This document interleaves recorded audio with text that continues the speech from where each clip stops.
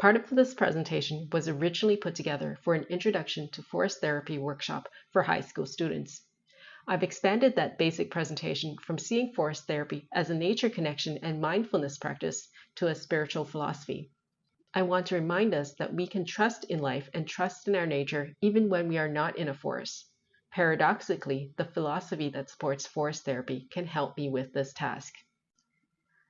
It seems as if everyone knows what nature is, considering how often we hear the word nature being used without hesitation to refer to mountains, lakes, forests, meadows, and the elements found within these spaces.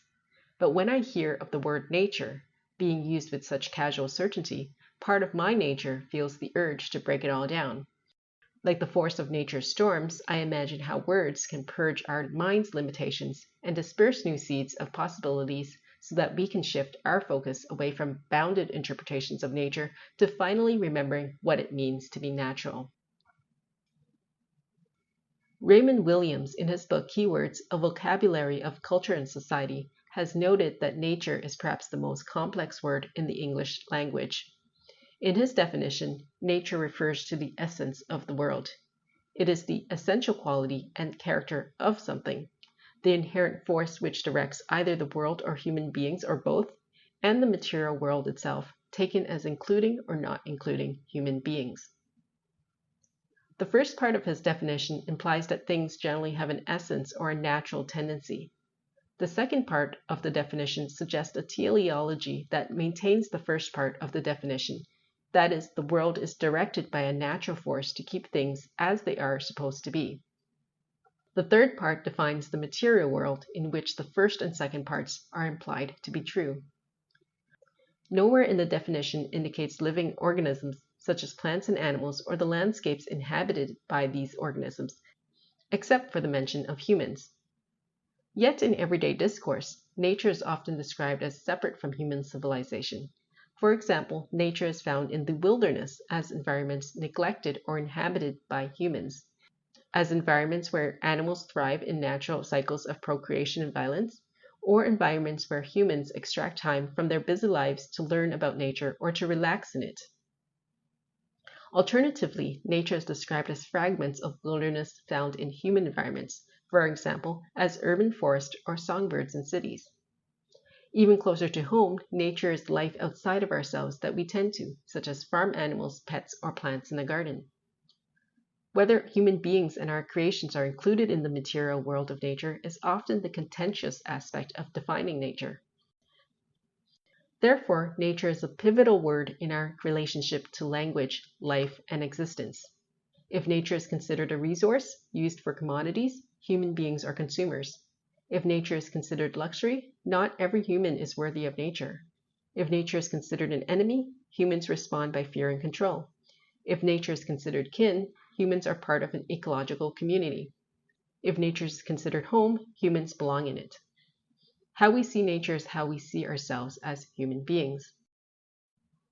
Years ago, I told my PhD supervisor that I was interested in becoming what I called an eco-spiritual coach.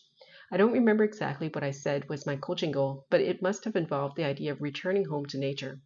In response, my supervisor wondered whether the idea would be financially marketable and if people would pay to have someone help them connect with nature. Flash forward a few years, and I've since completed training courses in eco-psychology, human design, and forest therapy. I've also spent lots of money on coaches and energy healing. So I know for certain that people do spend money to help them connect with external nature and internal nature. But the promotional campaigns and narratives around healing are usually simple. You go outdoors because nature out there supposedly has healing powers, or you heal indoors because your therapist, healer, teacher supposedly has healing knowledge. But my intuition has a different message. You are the source of your healing power and knowledge, so go where you are supported in your own nature. Outdoor, semi-natural spaces, that is, the typical places we call nature, for me are still the ideal environments for healing because in these spaces we can instantly see, learn, and feel what it is to be natural, and without being worried about being eaten by a lion, tiger, or bear. But human beings are social creatures, so we aren't completely healed and natural until we can coexist with other human beings in a harmonious state. So far in my life, forest therapy has been the best example of a structured experience that combines the right ingredients to learn to be natural in external nature with other human beings. But I'm cautious of promoting quote unquote forest therapy. I do not want to be a spokesperson for a particular industry. I know that is not part of my life's purpose. Just like other professions that I've crossed paths with, I find contradictions in what industries promote and what their practices teach. Coming to terms that these contradictions are part of our collective enmeshment in contradictory psychological structures, I realize that what I value in forest therapy and landscape architecture and academia are not necessarily what is marketable, socially acceptable, and even explainable within our economic, educational, and legal systems. I want to preserve the purity of the lessons from forest therapy and show that they lead us to our inner nature without even being in a forest or what we conventionally call nature. But first, I will explain what forest therapy is. Forest therapy are gentle guided walks in natural or semi-natural settings that encourage participants to slow down and engage in sensory experiences. Forest therapy was inspired by the Japanese practice of Shinrin-yoku, which literally means forest bathing. Forest bathing was developed in the 1980s as a response to a health crisis arising from economic growth, an aging population, and strain on the government's healthcare system. Research in forest therapy and forest bathing cover a variety of areas, including general well-being, mental health, immune system, lung and heart-related diseases, sleep disorders, burnout, and even cancer. Japanese researchers continue to study the health benefits of forest bathing through a new medical science called forest medicine. Forest therapy, as taught by organizations such as the Association of Nature and Forest Therapy, ANFT, focuses on the relational aspects of the practice. Through sensory experiences in nature, we heal the relationships we have with ourselves, with other human beings, with the more than human world, and with our sense of time. ANFT has a model that says, "The forest is the therapist, the guide opens the door." That is why guides do not share naturalistic knowledge or determine the outcome of the experience for participants. They help the forest create a flexible yet structured and non-judgmental container for the experience. Guides offer participants in a forest therapy walk a series of experiential and sensory activities called invitations. There is no right or wrong way to do invitations. Participants are encouraged to listen to what their body needs and adapt to the invitation however they want. After each invitation, participants join together in a group to share what they notice. Like invitations, sharing is completely flexible. Participants can share with an explanation, a word, a sound, a movement, or even silence. The only rule is that everyone takes turns because sharing is not a back and forth dialogue. What I like most about forest therapy is how well it purposely works as a liminal experience. Gathered outside of normal habitats, with the right balance between guidance and autonomy, participants practice being present in their bodies in an environment and share with other participants in a communication format that does not leave room for expressions of judgment. Forest therapy is a modern-day example of what anthropologist Victor Turner describes as communitas, the liminal and authentic community that arises out of rituals.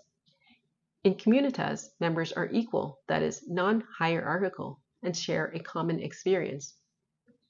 While social processes will always alternate between the dialectical forces of high and low, communitas and structure, homogeneity and differentiation, equality and inequality, in the state of liminality, we come into the case of statuslessness.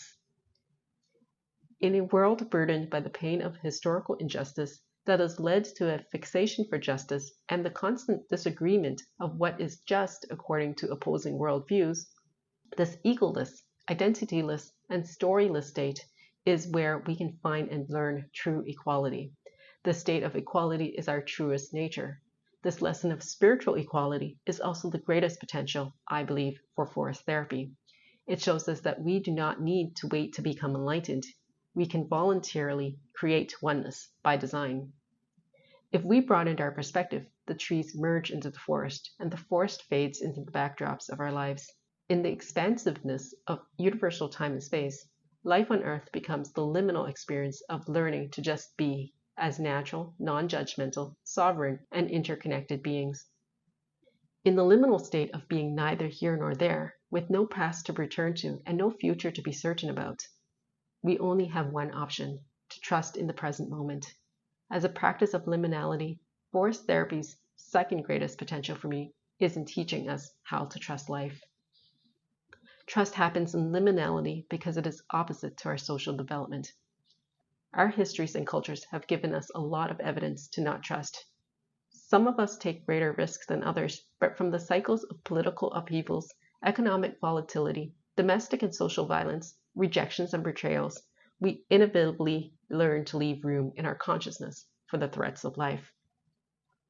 When we let the baggage of our learned fears fall into the sidelines, we give opportunity for the lessons of nature to arise within us. The design of forest therapy assists in these lessons. We can trust our body's messages. In forest therapy, every participant is encouraged to listen to their body and adapt sensory invitations in the way that works for them. In everyday life, our bodies let us know what we need to heal and guide us through intuitive nudges. We can know that it's okay to slow down.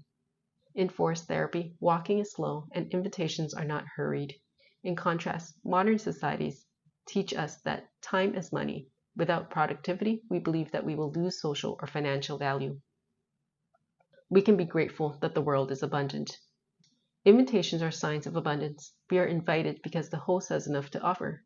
Nature is generous in her beauty, nourishment, and utility as long as we are ready to notice what is around us and be respectful. We can honor the mutuality of relationships. In modern economic societies, nature, including humans, is treated as commodities. In forest therapy, beings such as trees and rocks are treated with curiosity, allowing them to exist as equals in a personal encounter. We can be flexible and adapt to change. Every day and moment in nature can be different. Every person comes with their own needs, desires, and expectations. Forest therapy walks cannot be over-controlled, just like life itself. We can contribute equally in a community. In the structure of sharing without discussion or debate, everyone, including the guide in a forest therapy walk, is given opportunity to share as equal members of the community. The forest holds space and witnesses this non-hierarchical sharing.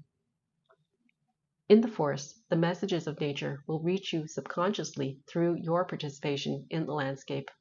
Outside of the forest, language becomes the key to opening, closing, or locking the doors of our consciousness. So here, outside the forest, I am sharing this message. We can trust in life and trust in our nature, even when we are not in the forest, even if we don't have the chance to attend a walk, and even when we cannot access external nature. In our nature, we can still find our way to the forest clearing inside our own hearts. Even though my intent wasn't to promote forest therapy, I may have done a decent job at it, that you may be enticed to experience a guided walk for yourself. If so, remember the power of the liminal experience. My words are only stories, so leave them at the forest or park entrance. Maybe you'll find a similar story in your experience, or maybe you'll find an entirely different one. While you shouldn't miss the forest for the trees in life, you shouldn't miss the trees for the forest in a forest therapy walk.